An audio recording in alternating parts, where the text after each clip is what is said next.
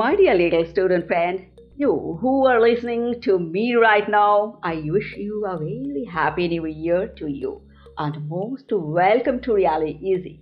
This is your friend Mo. Great reference, my today's topic. My dear little friend, before we begin, those who are studying from class 1 to 12, send us your problem, your question, your doubts of any topic, any subject except commerce. We will try our best to discuss those in our upcoming videos. You know now, friend, what is grid? A grid is a set of lines used to find the exact location of places on a map. The National Grid Reference is a system of rectangular coordinates. The origin of the grid reference lies at a point in the southwest corner of the map. Thus, any place on the map can be located by stating its distance east or north of the origin of the grid reference. In topographical maps, exact location cannot be expressed accurately by the grid of latitudes and longitudes because topographical maps focus on a small area. The grid system used in topographical maps consists of a network of lines on Topo-Sheets running from north to south, strings, and from east to west, northings. These lines and squares are used as grid reference. My dear little friend, are you confused about strings and northings? No, friend, it is really easy. Lines running from north to south are called strings since they indicate a distance east of the origin of the grid reference, and strings increase numerically eastwards. Friend, strings are always quoted first when giving a grid reference. The strings that lies to the left of the object is to be read, and northings, lines running from east to west, are called northings since they indicate a distance north of the origin of the grid reference. Northing increases numerically northward. Northings are always quoted after the strings. And friend, the northings that lies below the object is to be read. It is a very important point for you in topographical maps using the metric system. The area is divided into square of 1 km. In every map, two figures, strings and northings, are printed at intervals of 1 km along the north and east edges of the map. The strings and northings increases numerically eastward and northwards respectively. Okay, friend? Friend, if you need more explanation about this matter, feel free to comment down below. Okay, friend? Now, 4-figure grid reference. In the 4-figure grid reference, the first two figures are the strings and the last two are the northings. The crossing point of strings and northings is taken as the originating point as shown at present on your screen.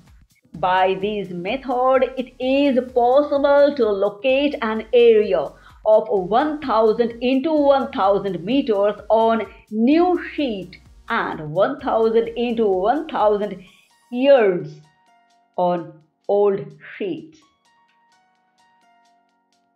A little information for you, friend. I have an art channel all about art. If you are interested about different types of music, drawing style, portrait, cave painting, etc., please visit my channel. The link which is provided in the description. And stay with me, friend, dear. And now, 6-figure grid reference. If you want to find the location with greater accuracy, a third figure may be added to 2-figure strings and northings. Follow the screen, please, friend. Obtain the 4-figure reference by using first 2 digits of stings and noddings, in this case 7418. Then divide each kilometers into 10 parts, both vertically and horizontally. Mark the division of stings, in this case 3rd division, and the division of the noddings, in this case 6th division, corresponding to the location. And the crossing point is the location of the reference point. In this case, the grid figure is 743186. The 6-figure reference thus obtained gives the location of features or place to the nearest 100 meters. Okay, friend? Now, to find the area by the grid square method. On a topographical map, each grid square measured 2 cm into 2 cm or 1 km into 1 km. Since 2 cm is equal to 1 km, clear? Therefore, the area of each square is 1 square km. If the certain area on a topographical map has to be calculated, find the number of complete grid squares within the area. Note the number of remaining squares within the area which are not complete square. Squares covered more than half are taken as 2 by 3 square. Okay? Squares covered less than half are taken as 1 by 3 squares. Since the area to be measured is irregular, one rarely gets a square that is exactly 1 by 2. But if one does, one should count it as half a square. And now add all the squares together. The total number of squares will give the area. Number of complete square 4. Therefore 4.0 square km. Number of 1 by 2 square 2. Therefore 1.0 square km. Number of 2 by 3 square 5. Therefore 3.3 square km. Number of 1 by 3 square, it is 4. Therefore 1.3 square km.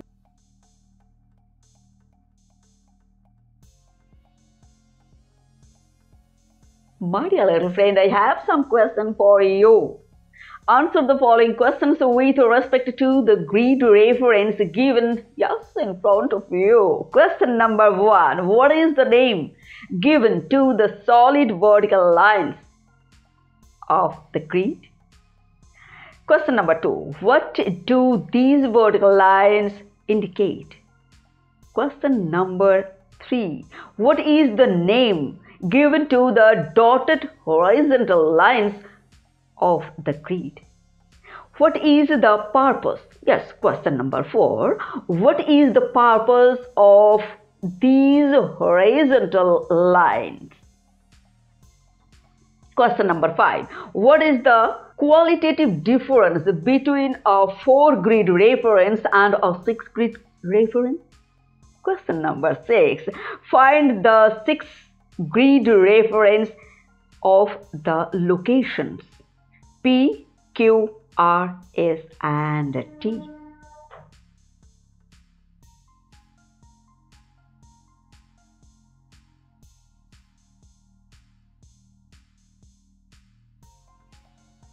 My dear little friend, we will discuss different types of information about topographical map in our upcoming videos. So friend, subscribe to the channel and press the notification bell. See you in the next video. Stay with me. And then, bye-bye.